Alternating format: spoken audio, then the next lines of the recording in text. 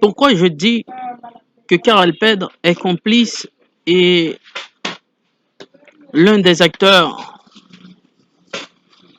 qui a donné l'ordre, l'un des acteurs qui ont donné l'ordre que je sois enlevé et séquestré à Gaumont et que l'enceinte de ma maison soit violée, violation de domicile, suivi d'enlèvement et séquestration, suivi de coups et blessures avec préméditation, avec intention de tuer, avec circonstances aggravées, parce que Karel Pedre était à l'hôtel du député Fritz Chéry de Gaumont, et c'est Karel Pedre qui a donné une menotte noire à Erwins Garder pour me menotter afin que je sois enlevé et séquestré dans ma propre voiture et emmené à Savane-Gaumont pour être séquestré chez Eval Révolte, un Bokor Ougan du Vaudou à Gaumont.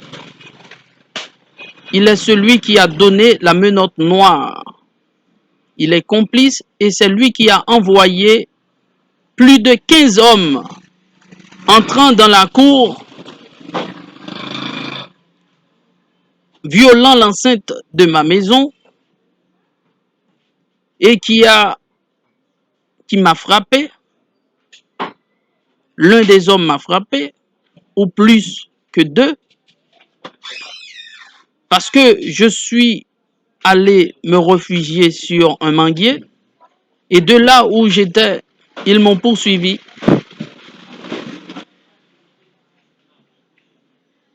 C'était comme si la police au niveau du commissariat de Gaumont n'existait pas, parce que l'incendie de la maison, on pouvait observer l'incendie de la maison depuis le commissariat. Et ils m'ont enlevé dans ma propre voiture, Honda CRV en 2002, plaque AA 38709. Dans ma propre voiture, j'ai été enlevé et séquestré pendant 8 mois.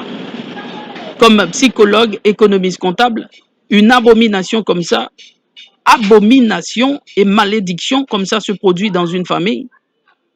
Une famille qui a reçu l'ordre de Karel Pedre, Pasteur Giraforge, Fabiola Choupette, Bédel Bessel, Bédel Abanel, pour me tuer. Mais le processus, le mode opératoire, c'est de m'enlever et de me séquestrer chez des Bokors et que ma mort soit pour cause d'expédition maléfique, de maladie interne et de folie. Voilà l'abomination qui se passe maintenant avec cette association de malfaiteurs au niveau de la société haïtienne. Ils agissent en secret. On pourrait parler de mains invisibles. Ce sont des mains invisibles. Ces malfaiteurs, ce sont des mains invisibles qui agissent contre des citoyens, contre des familles dans la société haïtienne. Ce sont des criminels et très dangereux parce qu'ils ils occupent des postes aux fonctionnaires de l'État et ils sont très médiatisés comme citoyens pour les toucher et pour les attaquer, même s'ils ont été les acteurs principaux ordonnateurs d'un crime, il serait difficile d'accuser ces personnes et de les poursuivre au niveau de la justice.